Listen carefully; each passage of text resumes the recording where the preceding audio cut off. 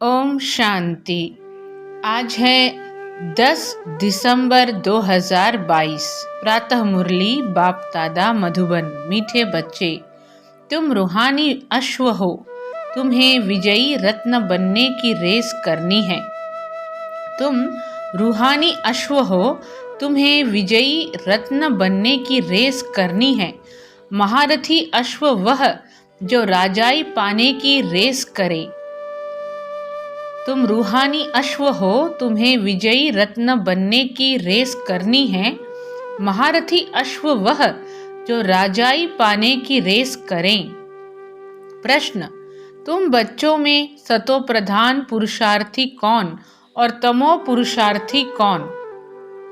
उत्तर में बाबा बोले, सतो प्रधान पुरुषार्थी वह जो रचयिता और रचना को जानकर पुरुषार्थ करते हैं, जिनकी बुद्धि में सृष्टि के आदि मध्य अंत की नॉलेज घूमती रहती है, जिन्हें बाप की याद का शुद्ध अहंकार है। और तमो पुरुषार्थी वह जो कहते कल्प पहले जैसा पुरुषार्थ किया होगा वैसा कर लेंगे, जो मिलना होगा वह मिल जाएगा। गीत है, दुखियों पर कुछ रहम करो माँ बाप हमारे। दुखियों पर कुछ रहम करो माँ बाप हमारे। ओम शांति। जब यहाँ बैठते हो तो जितना हो सके बाप की याद में रहना है। कल भी समझाया कि सारा कल्प तुम देह अभिमानी रहते हो। इस समय ही एक बार देही अभिमानी बनना पड़ता है। देह अभिमान छोड़ वापस चलना है। यह कपड़े अथवा तन बहुत पुराने हो गए हैं। यह कपड़े अथवा तन बहुत पुराने हो गए हैं। यह देह का अशुद्ध अहंकार छोड़ना है। बाप को याद करना है। बाप को याद तो करते हैं, परंतु पता नहीं कि हमारा बाप कौन है। कह देते हैं बाप सर्वव्यापी है, फिर तो पुकार भी ना सकें। कह देते हैं बाप सर्वव्यापी है, फिर तो पुकार भी ना सकें। गाते तो है ना कि ओ गॉड फादर। जब किसी को दुख होता है तो गॉड को याद करते हैं, बुद्धि ऊपर चली जाती है। अगर भक्त ही भगवान हो फिर तो भगवान को याद करने की दरकार ही न पड़े। न ऐसा कहना पड़े कि हे भगवान हम दुखी कंगाल हैं, भक्ति मार्ग में है दुख, इसलिए भगवान को याद करते हैं। मैं बच्चों को सुख देकर जाता हूँ तो उस सुख को सभी याद करते हैं। बाबा बच्चों को क्या देते हैं? बाबा यानी मैं बच्चों को सुख देकर जाता हूँ तो उस सुख को सभी याद करते हैं। अविनाशी बाप अविनाशी सुख दे जाते हैं। अब तुम बच्चों का तीसरा नेत्र ज्ञान का खुला है, जिससे बाप रचयिता और उसकी रचना के आदि मध्य अंत को अच्छी रीति जान चुके हैं। अब तुम बच्चों का तीसरा नेत्र ज्ञान का खुला है, जिससे बाप रचयिता और उसकी रचना के आदि मध्य अंत को अच्छी रीति जान चुके हैं। कल जो घर में गीता पढ़ते थे, उस गीता से रचता और रचना का नॉलेज नहीं मिलता था और ही रचना को भूल गए। रचता को भूले तो रचना को भी भूले, रचता को भूले तो रचना को भी भूले। बाप तीसरा नेत्र ज्ञान का देकर समझाते हैं, राजयोग सिखलाते हैं, जिससे तुम स्वर्ग के मालिक बनेंगे। गीता पढ़ने से कोई स्वर्ग की याद नहीं आ सकती। कितने लेक्चर करते हैं।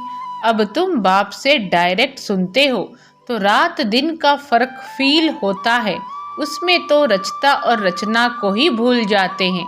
अभी बाबा ने रचता और रचना का राज बैठ समझाया है और बरोबर पुरुषार्थ भी करते हैं वर्षा लेने का। फिर किसका पुरुषार्थ सतो प्रधान है, किसका रजो, किसका तमो होता है। उत्तम मध्यम कनिष्ठ पुरुषार्थी हैं।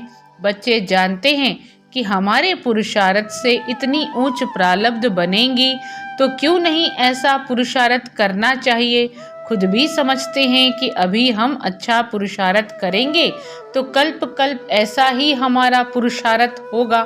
अगर नहीं करते हैं तो समझ में आता है कल्प पहले भी उसने पुरुषार्थ नहीं किया है, तो पद भ्रष्ट हो जाएगा। अश्व दौड़ता है ना, अश्व दौड़ता भी है और अश्व दौड़ाते हैं ना। रेस में घोड़े दौड़ होती है। कहते हैं कि फलाने ने विन किया। क्या कहते हैं फलाने ने विन किया। यहाँ भी नंबरवार हैं। कोई तो ऐसे भी हैं जो कहते हैं हम जास्ती कुछ समझने नहीं चाहते हैं, न समझ सकते हैं, न किसी को समझाएंगे। उन्हों के लिए फिर सहज युक्ति है कि सिर्फ बाप को याद करना है। याद करना सीखेंगे कि वह भी नहीं, याद करना सीखेंगे कि वह भी नहीं। बेहद का बाप जिसको तुम भक्ति मार्ग में याद करते हो, वह बाप अब सम्मुख ब्रह्मा के तन से कहते हैं मुझे याद करो। बाबा ने रचना का राज भी समझाया है। तो बाबा क्या बतला रहे हैं? बेहद का बाप जिसको तुम भक्ति मार्ग में याद करते हो, वह बाप अब सम्मुख ब्रह्मा के तन से कहते हैं मुझे याद करो। बाबा ने रचना का राज भी समझाया है। शिव बाबा तो सभी आत्माओं का बाप है। कोई भी आत्मा को प्रजापिता नहीं कहेंगे। आत्माएं तो अनादि हैं। प्रजापिता ब्रह्मा रचता है मुख वंशावली। हम आत्माएं तो हैं शिव बाबा की संतान। कहते हैं कि तुम मेरे तो हो ही, जितने हो उतने ही हो, जितने हो उतने ही हो। कम जास्ती आत्माएं कभी भी हो नहीं सकती। उन्हों का ही बेहद ड्रामा में पार्ट है। यह अनादि बना बनाया खेल है। बाप कहते हैं मैं आता हूँ जरूर एक सत धर्म स्थापना करने और अनेक धर्मों का विनाश कराने। बाबा आज की मुरली में बच्चों को समझा रहे हैं यह अनादि बना बनाया खेल है। बाप कहते हैं मैं आता हूँ जरूर एक सत धर्म स्थापन करने और अनेक धर्मों का विनाश कराने। जो सत धर्म प्राय लोप हो गया है वह अभी स्थापन हो रहा है। सत धर्म अर्थात सतयुग का आदि सनातन देवी देवता धर्म जो सत परमात्मा ने आकर स्थापन किया है। जैसे क्रिश्चियन धर्म क्राइस्ट ने स्थापन किया, जैसे क्रिश्चियन धर्म क्राइस्ट ने स्थापन किया, वैसे आदि सनातन सत धर्म सत बाप ने स्थापन किया है। सचखंड स्थापन करने वाला सच्चा बाबा है। तुम ब्राह्मण बच्चे ही जानते हो कि बरोबर बाप आया हुआ है। बाबा समझाते हैं कि अब ड्रामा पूरा होता है तो अब पुराना कपड़ा छोड़ना है। नाटक में भी एक्टर्स का पार्ट मुकर्रर हो जाता है। अपने टाइम पर कपड़े बदल कर चले जाते हैं ना। बाप कहते हैं कि अब तुम्हारी आत्मा अपवित्र हो गई है। आत्मा संपूर्ण पवित्र हो जाए तो फिर उनको शरीर भी पवित्र चाहिए। इस शरीर में रहते आत्मा को पवित्र बनाना है, नहीं तो आत्मा को हम पवित्र कहाँ बनाएंगे। पवित्र यहाँ ही करना है। अब 5 तत्व भी तमो प्रधान हैं। आत्मा जब पवित्र बन कर्मातीत अवस्था में आ जाएगी तो फिर पुराना हिसाब किताब चुकता हो जाएगा। यह बात बच्चों की है, बच्चे ही सुनते हैं तो ब्राह्मण जरूर चाहिए। यह बात बच्चों की है, बच्चे ही सुनते हैं तो ब्राह्मण जरूर चाहिए। तुम जानते हो कि स्वर्ग की स्थापना कैसे हो, तो ब्रह्मा जरूर चाहिए। यह है ब्राह्मणों का कुल। कहते हैं कि मैं ब्रह्मा के तन का आधार लेता हूँ। बाबा आज बहुत ही महीन बात बच्चों को बतला रहे हैं। तुम जानते हो कि स्वर्ग की स्थापना कैसे हो, तो ब्रह्मा जरूर चाहिए। यह है ब्राह्मणों का कुल। कहते हैं कि मैं ब्रह्मा के तन का आधार लेता हूँ इन ब्राह्मणों को रचने के लिए। यह बातें तो तुम ब्राह्मण और ब्राह्मणियाँ ही जानते हो। यह है संगम युग की रचना। कितने गुह्य राज हैं। शुरू में बाबा इतने गुह्य राज समझाते थे क्या? कहा जाता है ना, सागर को स्याही बनाओ, जंगल को कलम बनाओ, पृथ्वी को कागज बनाओ, तो भी यह ज्ञान पूरा नहीं होगा। क्या कहा बाबा ने कि सागर को स्याही बनाओ, जंगल को कलम बनाओ, पृथ्वी को कागज बनाओ, तो भी यह ज्ञान पूरा नहीं होगा। तुम बच्चे सुनते ही रहते हो, यह गुह्य बातें भी धारण उन्हों को होंगी जिन्हों का पढ़ाई में अटेंशन है। बाप से वर्षा लेने के लिए कमर कस कर खड़े हैं। थोड़ा भी अगर संशय हो गया तो उड़ जाएगा, फिर अचानक किसको तीर लग जाएगा तो एकदम निश्चय बुद्धि हो जाएगा। नए नए टोटके बाबा सुनाते हैं। कल भी बाबा ने बहुत अच्छी रीति समझाया था। बाप कहते हैं कि मैं परमात्मा परम धाम में रहने वाला हूँ, जिसको सुप्रीम सोल कहते हैं। यहाँ की आत्मा को कोई सुप्रीम कह न सके, यहाँ की आत्मा को कोई सुप्रीम कह न सके। सुप्रीम सोल एक ही है, उनकी ही सब बंदगी करते हैं। सुप्रीम सोल की हम सब क्या करते हैं? बंदगी करते हैं। परम धाम में रहने वाला परमात्मा वह फिर सर्वव्यापी हो न सके। यहाँ तो दुख है, जन्म मरण है। परम धाम में हम सब रहते हैं। यही बाबा कह रहे हैं कि परम धाम में रहने वाला परमात्मा वह फिर सर्वव्यापी हो न सके, और हम बच्चे भी परम धाम वासी हैं। यहाँ तो दुख है, जन्म मरण है, परमात्मा तो जन्म मरण रहित हैं। जो महारथी हैं, जिनका पूरा पुरुषार्थ चल रहा है वर्षा लेने का, वे रेस में देखो कैसे दौड़ते हैं। कोई घोड़े ना उम्मीद भी होते हैं, परंतु लास्ट में ऐसे तेज दौड़ाते हैं जो सबसे आगे चले जाते हैं। यहाँ भी ऐसे हैं, कोई तो चलते चलते ढीले हो जाते हैं, गिर पड़ते हैं, कोई को चोट लग जाती है तो लंगड़े हो पड़ते हैं। यहाँ भी बहुत अच्छे अच्छे नए बच्चे हैं जो पुरानों से बहुत तेज दौड़ रहे हैं।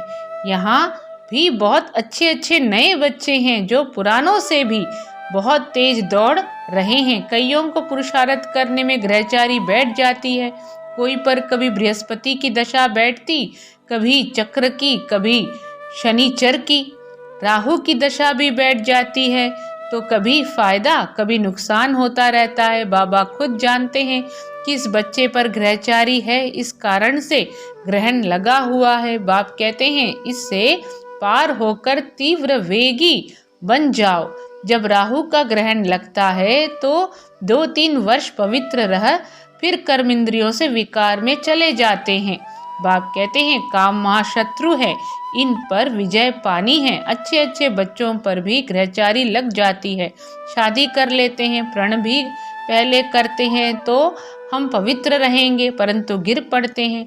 कभी श्रीमत पर चलते, कभी फिर उल्टी मत पर चल पड़ते हैं।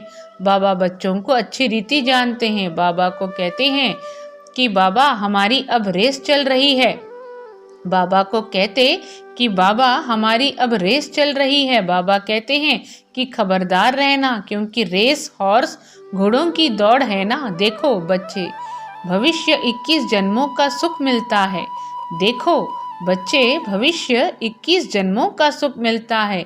यह कोई कम बात है। भूल करने से फिर भविष्य सभी जन्मों पर ग्रहचारी अथवा गोभी घाटा लग जाता है। इसलिए बाबा कहते हैं कि श्रीमत पर पूरा पुरुषार्थ करो। बाबा तो पहले से ही बता देते हैं, जितना रुस्तम पहलवान बनेंगे, ज्ञान योग जो है, बाबा कहते हैं जितना रुस्तम पहलवान बनेंगे, ज्ञान योग में तीखे होंगे, उतना समय क्या होगा कि माया के तूफान भी जोर से आएंगे। जितना रुस्तम पहलवान बनेंगे, ज्ञान योग में तीखे होंगे, उतना माया के तूफान भी जोर से आएंगे। खबरदार रहना, कर्म इंद्रियों द्वारा विकर्म कर पाप आत्मा नहीं बनना है। लक्ष्मी नारायण देखो कितने रॉयल हैं। यह संस्कार अभी भरने हैं, क्योंकि इस समय तुम ईश्वरीय औलाद कहलाते हो। मान तुम्हारा अभी है। बलिहारी तो इस एक जन्म की माननी चाहिए, बाकी तो 84 जन्म ले पतित बनते ही आए हो। जब तक बाबा न आए तब तक यह मनुष्य सृष्टि झाड़ जड़ जड़ीभूत तमो प्रधान होना ही है ना। जब तक बाबा न आए तब तक यह मनुष्य सृष्टि झाड़ जड़ जड़ीभूत तमो प्रधान होना ही है ना। इन लक्ष्मी नारायण को भी विश्व का मालिक उस मालिक ने बनाया। सोमनाथ का मंदिर भी बहुत नामी गिरामी है। शिव बाबा ने धन दिया है, इसलिए उनके मंदिर में भी बहुत धन लगाया। पुजारी भी जब बनते हैं तो भी कितना धन रहता है। जो इतने मंदिर बनाए हैं तो पूज्य पने में कितना न धन होगा। अभी तो है प्रजा का प्रजा पर राज्य, कुछ है नहीं। ब्रह्मा की रात है ना, फिर ब्रह्मा का दिन होता है तो स्वर्ग बन जाएगा, हीरे जवाहरों के महल बन जाएंगे। भला इतना सोना आएगा कहाँ से? वहाँ सोना तो मिट्टी मिसल होता है। दिखलाते हैं कि पहाड़ों में गरमाइश होती है तो फटते हैं, खानियों से ही सोना निकलता है ना। सोने की ईंटें बनाते होंगे, जैसे माया मच्छंदर के खेल में दिखाते हैं। तो उसने सूक्ष्म वतन में सोने की ईंट देखी। क्या देखी? सूक्ष्म वतन में सोने की ईंट देखी, समझा ले जाएंगे। आंख खोली तो कुछ नहीं देखा। यहाँ भी बच्चे दिव्य दृष्टि में सोने के महल देख कर आते हैं। बच्चों ने गीत तो सुना, दुखियों पर कुछ रहम करो। बाप का नाम ही है ब्लिसफुल, ऐसे नहीं कि वह सभी में विराजमान है। माया ने बुद्धि को बिल्कुल ही ताला लगा दिया है। बाप कहते हैं कि मेरे सिवाय यह ताला कोई खोल नहीं सकता। नंबरवार ताला उन्हों का ही खुलता जिनका कल्प पहले खुला है। उन्हों के पुरुषार्थ से समझ सकते हैं कि यह अच्छी सर्विस करते हैं। परमपिता परमात्मा ने जरूर कोई शरीर धारण किया होगा। उनकी पहली रचना है ब्रह्मा। ब्रह्मा के मुख द्वारा ब्राह्मण रचे। ब्राह्मण है चोटी, जगत अम्बा ब्राह्मणी है, ब्रह्मा ब्राह्मण है। जगत अम्बा ब्राह्मणी है, ब्रह्मा ब्राह्मण है। शक्ति सेना ब्राह्मण ब्राह्मणी है। बाप कहते हैं मैं ही नॉलेजफुल हूँ, मेरा भी ड्रामा में पार्ट है। मैं ही आकर तुमको रचता और रचना का राज समझाता हूँ। यहाँ तो बाप टीचर सदगुरु एक ही है, तीनों ही कर्म इकट्ठे करते हैं। सदगुरु साथ भी ले जाएंगे, यह गारंटी है। बाप सभी को सुख शांति देता है। बाप के तो सभी बच्चे हैं, ऐसे थोड़े ही कि कोई को दे कोई को न दे। बाप तो सभी को माया की जंजीरों से छुड़ाने वाला है, इसलिए सब उनको याद करते हैं, स्वर्ग की स्थापना करते हैं, बाकी सबको मुक्ति में भेज देते हैं। यह तो बाप का ही काम है। अच्छा, मीठे मीठे सिखी लदे बच्चों प्रति माता पिता बाप दादा का याद प्यार और गुड मॉर्निंग। रूहानी बाप की रूहानी बच्चों को नमस्ते। हम रूहानी बच्चों की रूहानी माता पिता बाप दादा को याद प्यार गुड मॉर्निंग और नमस्ते। आज की धारणाएं हैं, कोई भी विकर्म इन कर्मेंद्रियों द्वारा नहीं करना है। संस्कारों को रॉयल बनाना है। माया के तूफानों से डरना नहीं है। ज्ञान योग में तीखा बनना है। दूसरी पॉइंट, श्रीमत पर कोई भी ग्रहचारी को पार कर तीव्र वेगी बनना है। उल्टी मत पर नहीं चलना है। खबरदार रह, याद की रेस करनी है। वरदान है, हर कर्म योग युक्त युक्ति युक्त करने वाले कर्म योगी सो निरंतर योगी भव। हर कर्म योग युक्त युक्ति युक्त करने वाले कर्म योगी सो निरंतर योगी भव। विस्तार में बाबा बोले, कर्म योगी आत्मा का हर कर्म योग युक्त युक्ति युक्त होगा। अगर साधारण या व्यर्थ कर्म हो जाता है तो भी निरंतर योगी नहीं कहेंगे। निरंतर योग अर्थात याद का आधार है प्यार। जो प्यारा लगता है वह स्वतः याद रहता है। प्यार वाली चीज अपनी ओर आकर्षित करती है। तो हर सेकंड, हर संकल्प, हर बोल सदा श्रेष्ठ हो और एक बाप से दिल का प्यार हो, तब कहेंगे कर्मयोगी सो निरंतर योगी। स्लोगन है, मेहनत से छूटना है तो मोहब्बत के झूले में झूलते रहो। मेहनत से छूटना है तो मोहब्बत के झूले में झूलते रहो। ओम शांति।